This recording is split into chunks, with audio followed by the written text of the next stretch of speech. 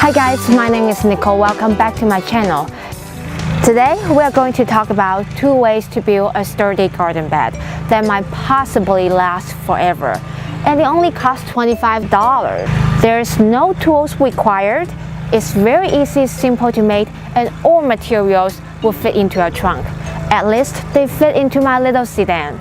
So you don't need to rent a truck, and it's super easy. And I am also going to share some of my lessons learned by making garden beds in the last 2-3 years. Alright, let's get started. I got into gardening a few years ago. When I first get started, I wanted to plant everything, literally everything. Tomato, cucumbers, zucchini, green beans, cabbages, everything. The homegrown fruits and vegetables just taste so much different and so much better and fresher from the ones that I can buy from the grocery stores. Anyways, I wanted a garden bed so bad. I want a rectangular one, big one, and put it into my backyard, and I can plant all the vegetables that I want. And I realized I got 2 options. One is purchase one from online or from the store, and the second one is make my own. Let's talk about the first one. Get one from the store or online. It's easy, however, they're so expensive. For the size that I want, I at least have to pay $100. I can get a lot of vegetables and fruits from the grocery store by spending $100. So there's no. The second option is to build my own. I did a lot of research online, watched a lot of YouTube videos, and the most traditional way is you purchase the wooden board and then put them together to make your own garden bed. And the materials itself cost about $40.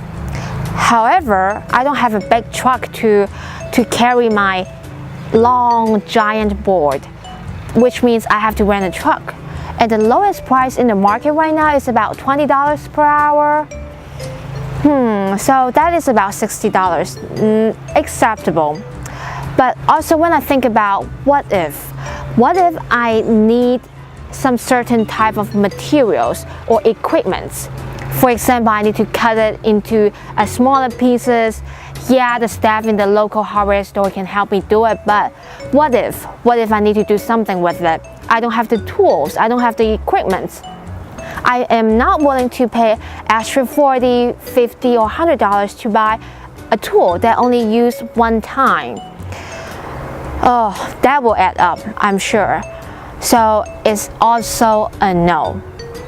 People also mention that if you have a traditional wooden board garden bed, you have to replace some boards every 4 to 5 years.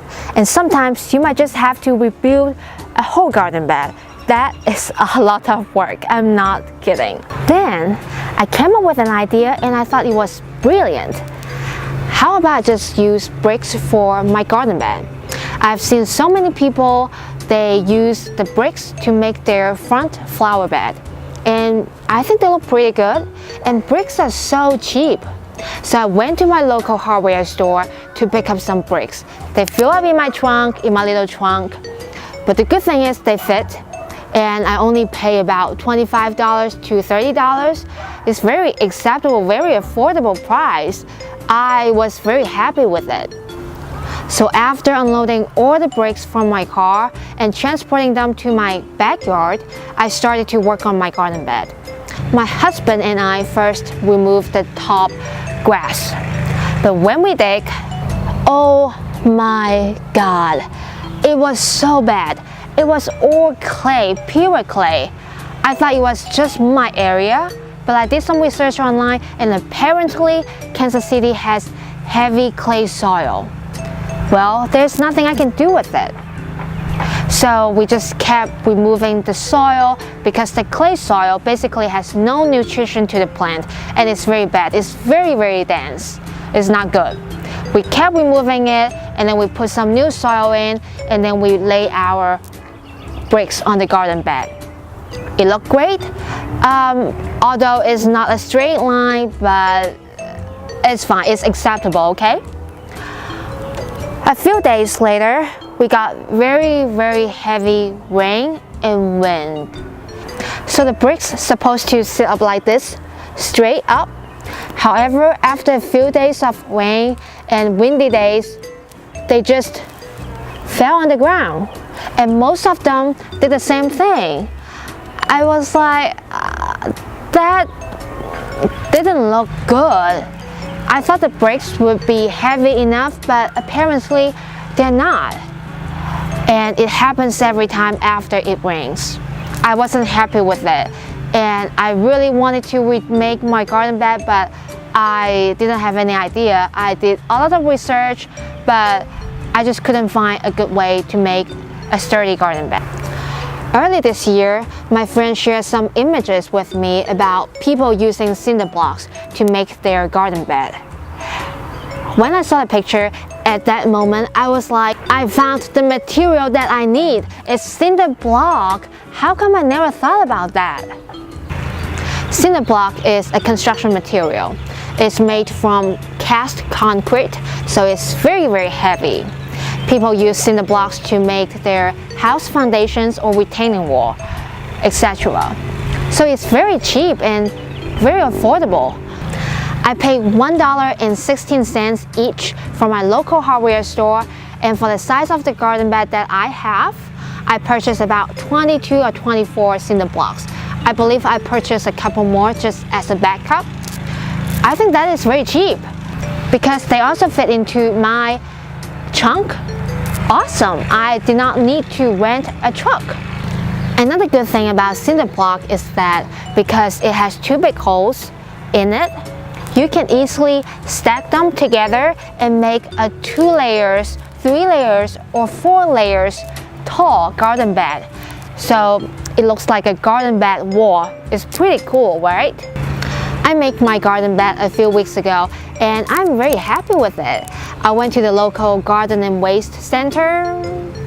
I believe this is what it's called. I got some compost there and I put them to my garden bed and now they look very great.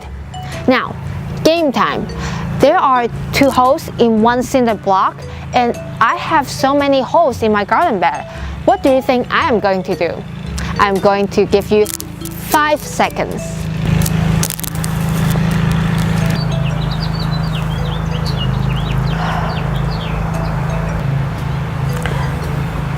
Flowers and herbs. I love flowers and I love herbs. Cilantro, basil, rosemary, parsley, all types of herbs. I'm going to start from seeds this year. I used to buy the seedlings from the store, but after a few years of experience, I feel comfortable enough to start from seeds. But if you're not that comfortable or you just want to harvest your herbs earlier, I suggest you just get the seedlings. So for me personally, I put some marigold seeds in every other cinder blocks, and for the rest of the cinder blocks I put different herbs.